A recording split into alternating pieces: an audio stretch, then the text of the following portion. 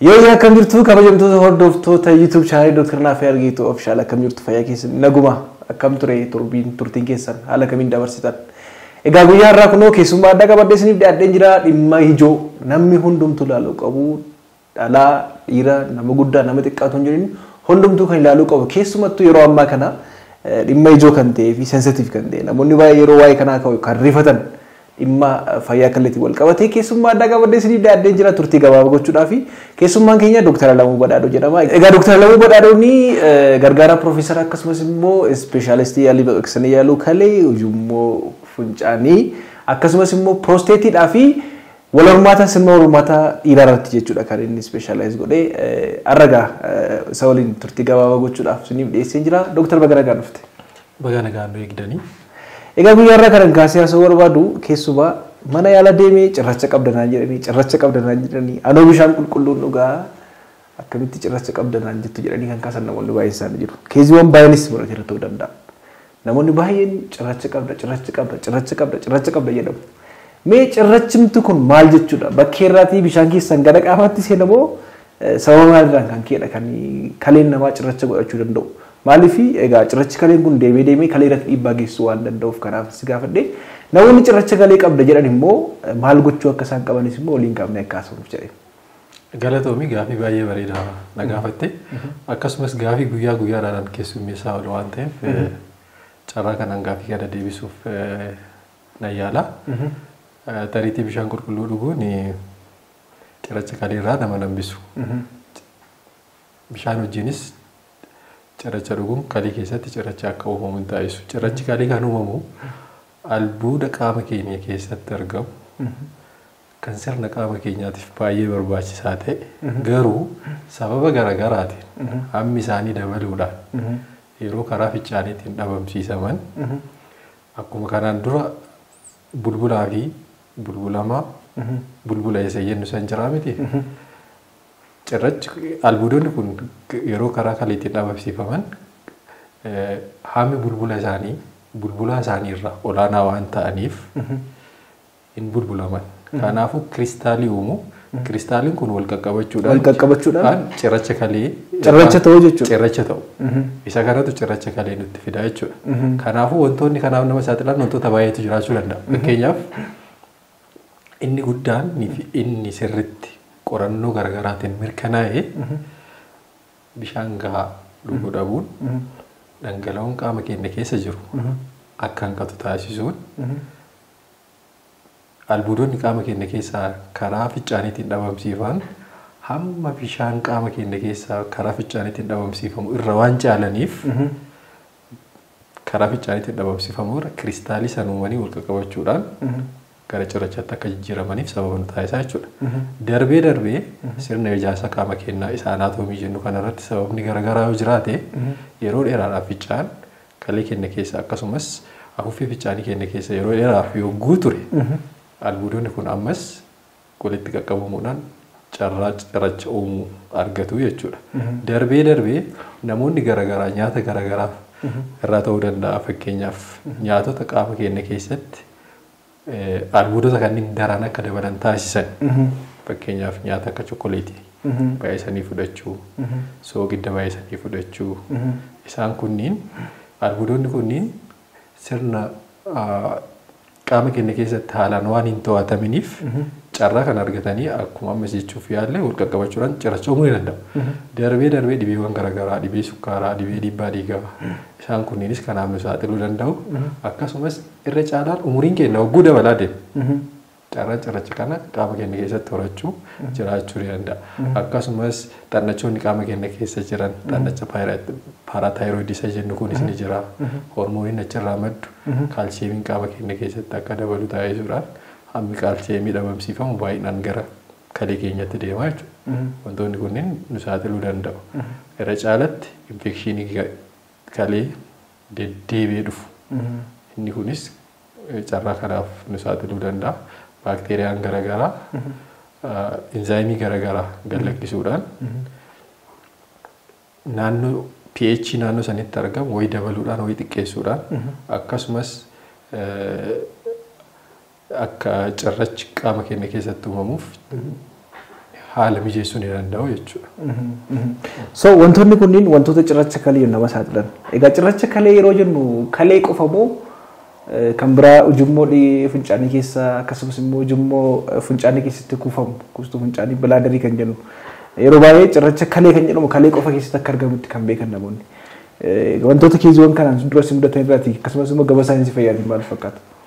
Cirrachi kalee keenyarraa jalqabee ujummoo fincaan dhabamsiisuu hunda keessatti carraa uumamuu qabaachuu danda'a. Garuu irra caalaadhaan kalee keessatti wanta uumamuuf cirracha kalee jedhamee waamamu.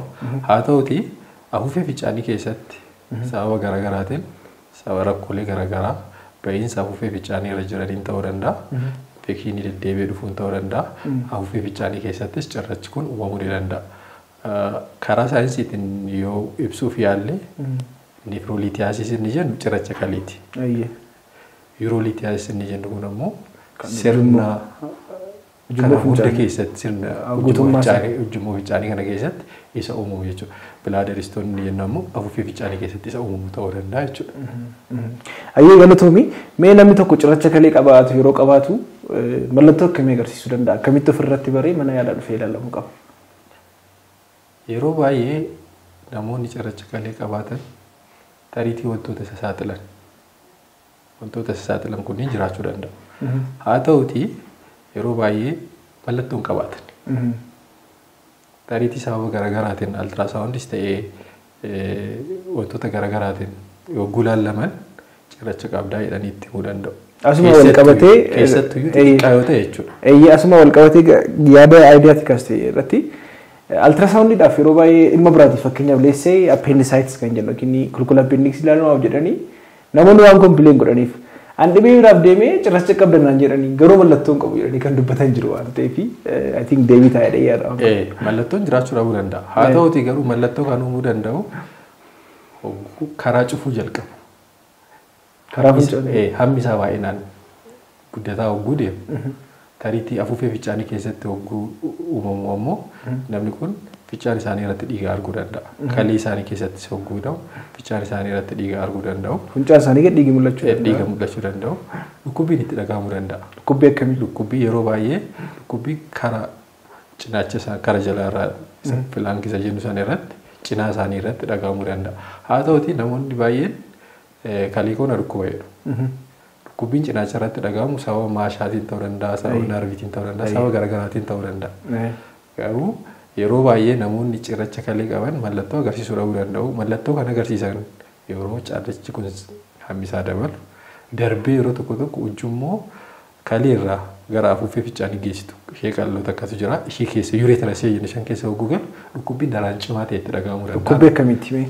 Yeroo baay'ee dhukkubbii akkamiitu dhagama namoota kanatti dhukkubbii dhufee badu.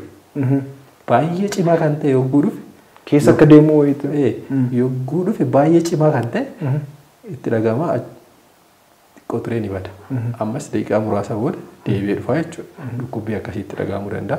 Fincaan isaanii irratti akkuma dura kaasuuf yaada dhiigni itti mul'achuu danda'a.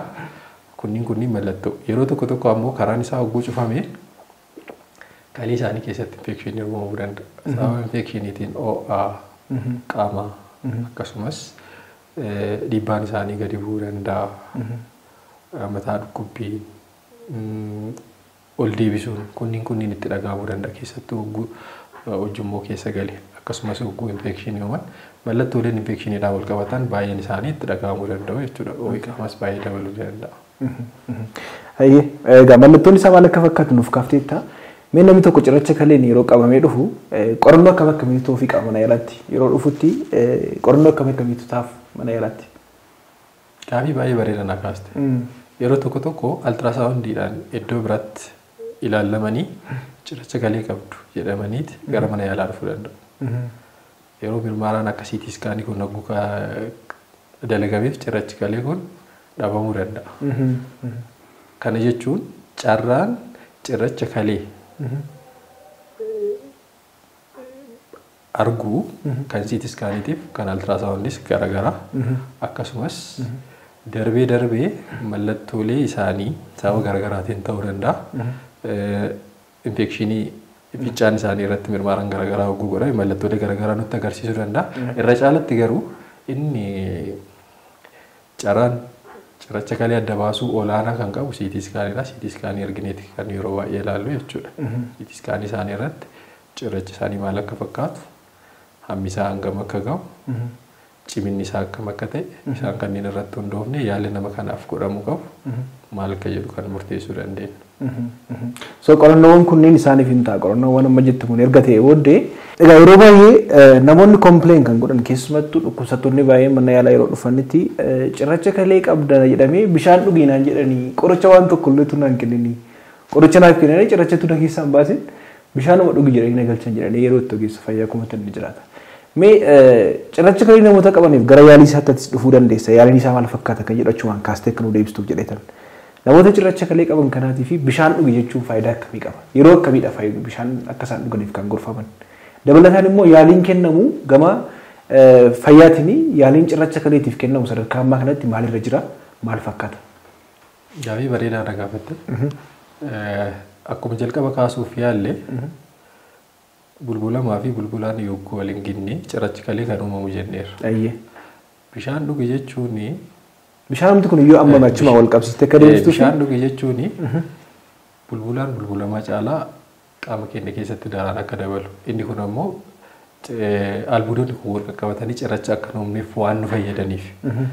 Yeroo cirrachi kalee qabaatan ammoo cirrachi kalee kun bulbulamaan kun hamma bulbulaadha gadi yoo ta'e carraan inni walitti qaqqabatee cirrachi sun guddataa deemu xiqqaadha jechuudha.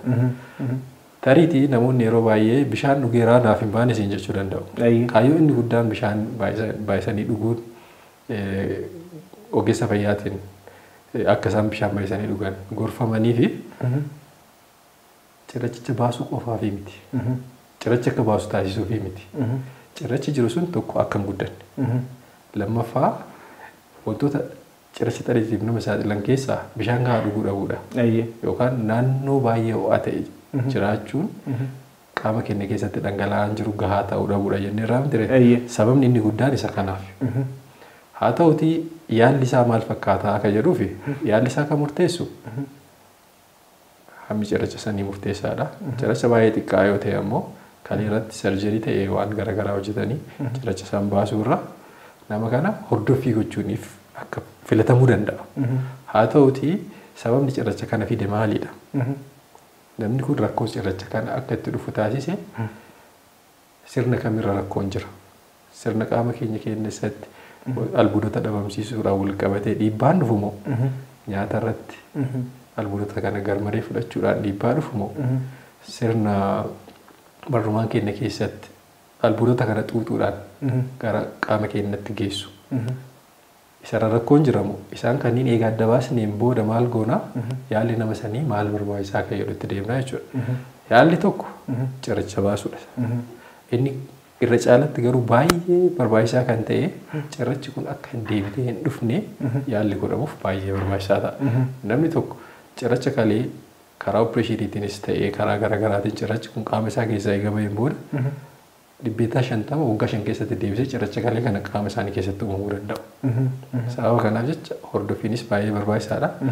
Sadarkaan yaalii isaa maalirra gahee kan jennuufi kanaan dura cirracha kaleetiif yaalii baqaqsanii yaaluutti godhamaafii ture. Amma garuu sababa teknooloojiin kun baay'ee guddachaa dhufeef yaala osoo hin baqaqsiin karaa qaama saalaatiin ujummoo ficcaanii keessa deemuudhaan cirracha kana baasuun ni danda'ama. Ujummoo karaa qaama saalaa galchuudhaan jechuudha. Gara qaama saalaa osoo hin taane karaa ujummoo ficcaanii keessa galchuudhaan cirracha kana keessa deemanii cirracha kana baasuun ni danda'ama. Inni tokko. Inni lammaffaan ammoo baqaqsanii yaaluu baay'ee xiqqaa ta'e baay'ee seentimeetira 2-3 ta'e qaawa xiqqoo uumuudhaan qaawa saniin gara kaleetti akka nama geessitu gochuudhaan cirracha san caccabsanii baasuu ni danda'ama. Inni kun karaa afaan saayinsiitiin perkutaanis nefroolitotomii isa jennu jechuudha. Osoo baay'ee hin baqaqsin. Sadarkaa addunyaatti yeroo ammaa kanatti baay'ee filatamaa kan ta'e cirrachoota sadarkaan isaanii baay'ee guddaa ta'an cirracha jabaa ta'eef inni kun filatamaadha.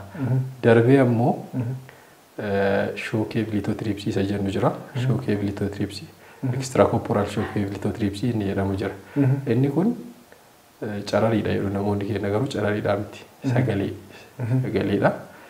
Sagaleen kun sagalee uumaa. Sagaleetu saawundi isa jennu san jechuudha. Inni kun enerjiidhaan produce ta'ee akka cirracha caccabsu osoo baqaqsanii yaaluun takka hin geggeeffame. Sagalee iniyya. Lakkeen iyyuu.